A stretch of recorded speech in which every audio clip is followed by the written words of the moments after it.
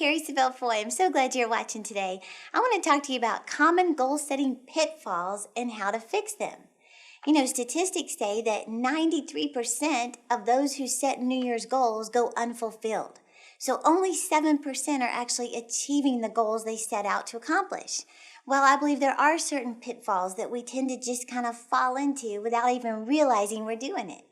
Well, Earl Nightingale, he said people with goals succeed because they know where they're going. In fact, he answered the question as to why people succeed and why people fail in one word: goals. That was his answer, goals. That is the reason people fail and the reason people succeed. He said those who succeed have a goal at which to aim. Well, I love this letter I received from Sheila. In fact, her little card says it's a good day to dream big. I agree. Listen to what Sheila wrote. She said, "Thank you for being obedient to the call of God on your life. Your ministry has changed my life." And that's an honor. She said, "I have purchased all your books, your Vision 101. I listened to your podcast, and I became a partner in 2015. And I appreciate that too." She said, "I even got the t-shirt at Icing last year." Then she went on to say, "At the beginning of 2016, I put on my vision board, this is my year of transformation. I've always been a goal setter, but not always a goal achiever." She said, "At least I fell short of my goals. Somehow I knew this was going to be different. On one of your podcasts, you encouraged us to write down our top 10 goals and send them to you and your team so you could pray over them. Here are my top 10 goals that I submitted and the status of those goals. Listen to this. Number 1, sign up for a 401k by February 14th. Completed. Number 2, exercise 3 times a week for 1 hour. She said, I joined a fitness club on December 28th, and their classes last 1 hour, and I've been doing it 3 times a week. Number 3, lose 30 pounds by April 2nd. I've lost 15 pounds so far, but I've gone from a size 10 to a size 2. My goodness, Sheila. Number 4, she says, earn $100,000 by December 31st. After I put this on my vision board, within 1 week, I was offered a newly created position at my company that's going to allow me to make this. I'm on track to make $98,000. Number 5, save $10,000 by December 31st. In our savings right now, we have $12,300. Then she says, number 6, a trip to New York City in the summer of 2016. Our first vacation in over 10 years, and we went to New York on September 21st. Isn't that amazing? 10 years, no vacation, and when she got serious about her goals, she's checking them off. Number 7, to buy a new Audi Q5. I just picked it up on August 31st. My goodness. Number 8, pay off our furniture bill of $3,500. Paid in full. Number 9, read 1 book per month. She said, I have several going at once, but I've read more than a book a month. And number 10, Christmas vacation with the family. Done. Isn't that amazing? She went on to say, in addition to all this, we received a gift that allowed us to pay off a second mortgage of $40,000. God is so good, and he's no respecter of persons. Thank you, Jesus. Well, I am rejoicing with Sheila. I'm so grateful that she got serious about her goals, but I believe the same thing can happen for you when you apply the same steps. And I want you to notice something about Sheila's goals. Number 1, they were in writing. Number 2, they were very specific. Number 3, she had no more than 10. Number 4, she established a deadline to each one of her goals. And number 5, they were constantly before her eyes. It's not something she did January 1st, sent it to us to pray over and just believe they would magically appear. No, she was constantly keeping them before her eyes. Well, what are the opposite of those traits, those keys? I believe these are the pitfalls that keep us from achieving our goals. Number 1 is they're not in writing. You know, they say thinking you can keep your goals in your head is just an excuse for not writing them down. In fact, they say less than 3% of Americans have their goals in writing. But those who do are the most successful people in the world.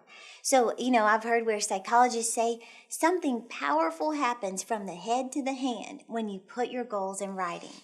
So, like I said, less than 3% do it. In fact, I heard a story recently. I thought this was pretty interesting about Michael Jackson, of course. Now, this was years after Michael Jackson died.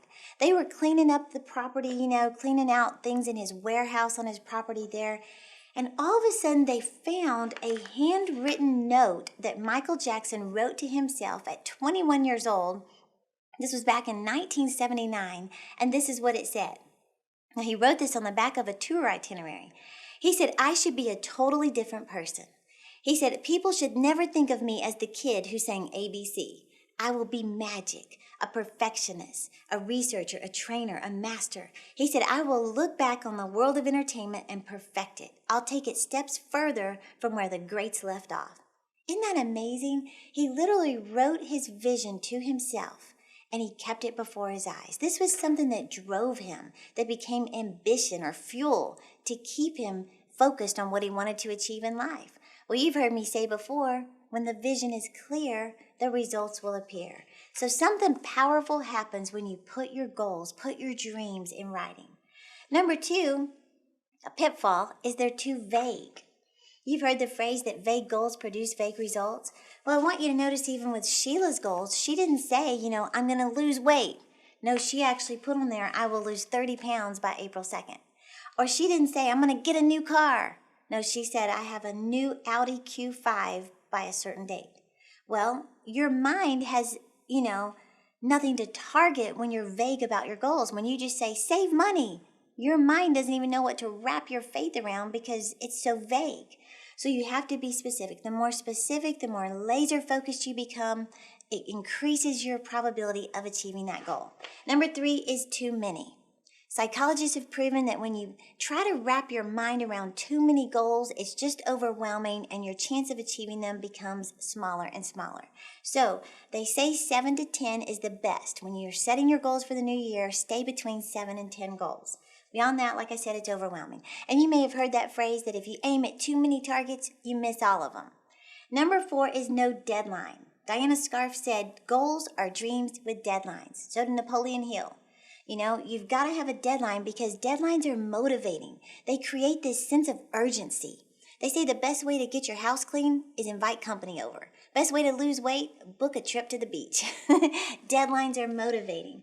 And let me just warn you, don't set all of your goals with a December 31st deadline because that just increases procrastination to wait to the end of the year and then your motivation has already gone down. Number 5 is out of sight. You've heard the phrase out of sight, out of mind. It really is true. You need to put your goals somewhere in sight, get a vision board or get a vision, put it on your refrigerator, on your mirror. Some people put them on the dash of their car, put them on your screensaver. Do something to keep your dreams and goals in your sight. And what did Earl Nightingale say? People with goals succeed because they know where they're going. I believe if you'll apply these simple steps, you're going to avoid the pitfalls and achieve your goals. Hey, it's not too late. You can send me your top 10 goals. I'd love to pray over them. Join my faith with yours. It's going to be the best year you've ever had. Oh, and be sure to subscribe to this podcast so I can keep you motivated all year long. Follow us on Instagram, Facebook, and Twitter, and share it with a friend so you can get on this growth track together. Thanks for watching. I believe that what you do at the beginning of the year sets the tone for the rest of the year. That's why I'm excited to invite you to the next conference. That's our Success Conference here in Plano, Texas, January 20th and 21st. This is going to provide all the tools you need to help you succeed in life, in ministry, or business. My special guests this year include Esther Federkevich. She is one of the best literary agents, publishing experts. My other guest is Billy Epperhart. Now, he is an amazing success teacher. He teaches at Andrew Womack's Business School, and he's going to help you learn how to build wealth. Now, you have to register quickly. I believe we're going to sell out again this year. Space is limited. Tickets are going to sell out fast, so be sure and register for the next conference.